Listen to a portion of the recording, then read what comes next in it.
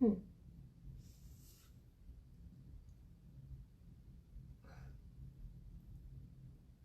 Who am I?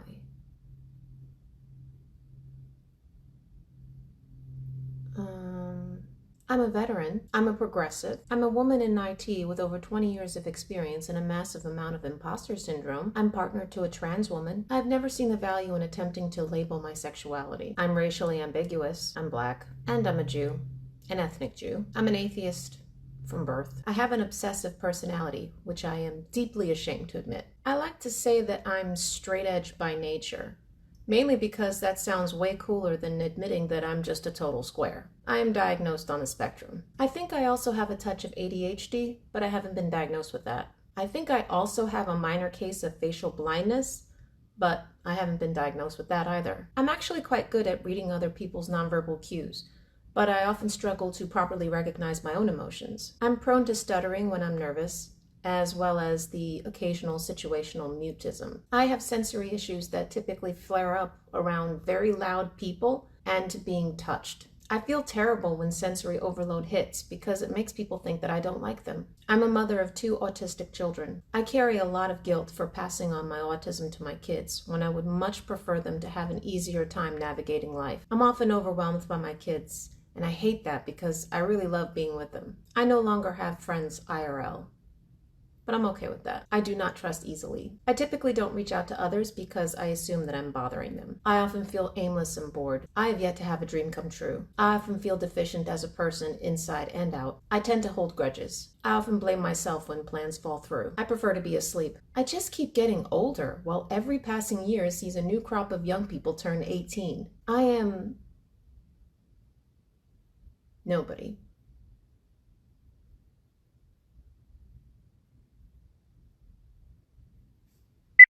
Consistency has always been a problem for me. As with most people who seek to commit to something productive, getting into a groove isn't the problem.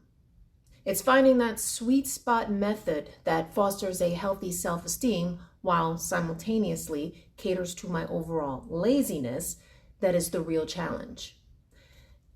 For me, that's been with everything that I've ever promised to commit to. Learning a new skill, staying active, and obviously making content. Now, that's not the only reason that I disappeared for as long as I did. See, when Trump was elected the first time and wreaked that first round of havoc, I was pretty shell-shocked, to say the least, and I did not want to engage at all. Being demoralized always leads me to overindulge in escapism, typically by overeating and binge watching Buffy and True Blood. But I'm not going to do that anymore. It's not healthy to sleepwalk through life. I need to get out of my head and get back to engaging with the world and get back to this. When it comes to YouTube, I am an OG content creator. But it's hard to be proud of that considering how small my overall content library is. Try as I might, I just never became very prolific with making videos. Ultimately, because I'm a self-deprecating perfectionist who hates the sound of her own voice. And as a testament to that statement, this is the 4th time I'm recording this video because I am forever unsatisfied with my own output. I am constantly at odds with myself. When my head is in the game, my inspiration dries up. And when I do get inspired, my fear flares up. My mind immediately reminds me of what a pretender I truly am. Still trying to be one of the cool kids. Pretending like I don't give a fuck. Not to mention how dangerous it can be to reach out into the void of an unknown audience. There's always a few big bads lurking.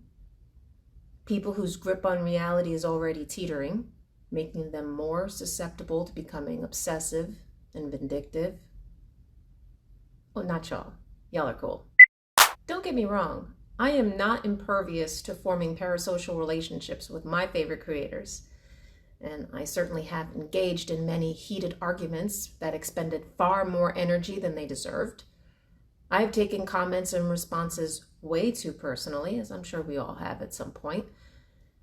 It's because my motivations for being here have never changed.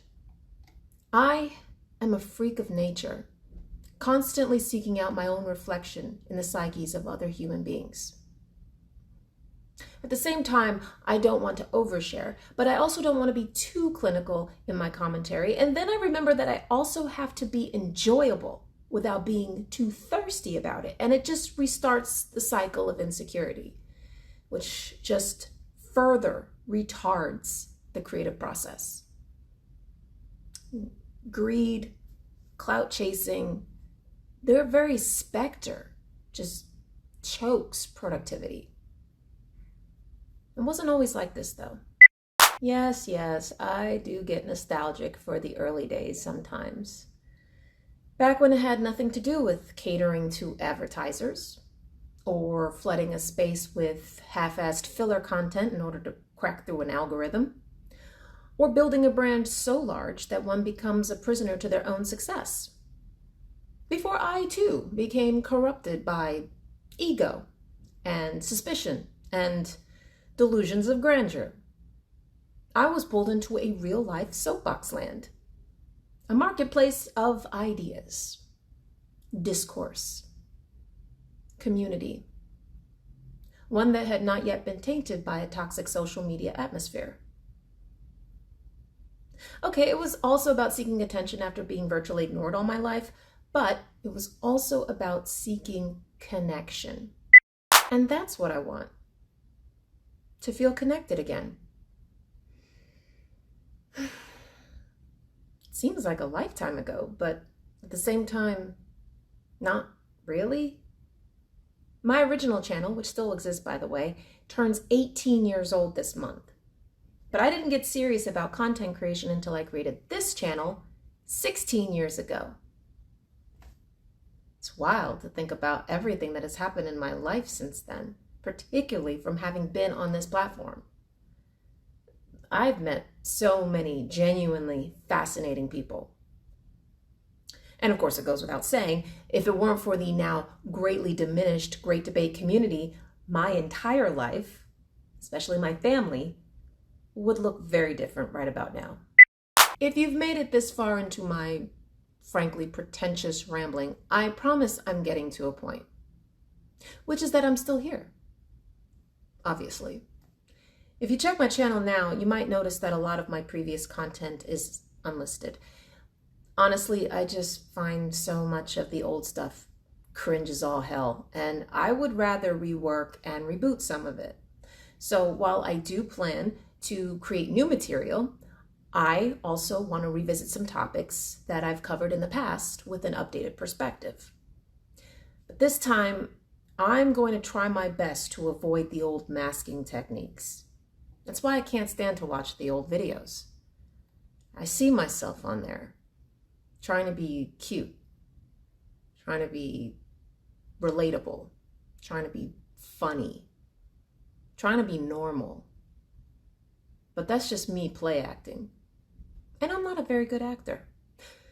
So, if you've been here from the beginning, or if you're just meeting me for the first time and you want to get to know me with quirks on full view and a slightly robotic delivery, then do me a favor and hit the bell notification so that you actually catch when I upload.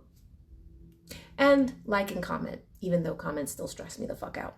And if you're skeptical about me actually sticking around this time, that's fair. As I've already stated, my track record has been one of consistent inconsistency. So we'll just have to wait and see, won't we? By the way, I'm Peach, and I'll catch you again soon. Okay, let's try that again because I heard a bang. It's the perfectionism that messes everything up. It's true. Look at me. Still trying to be perfect. Failing as usual.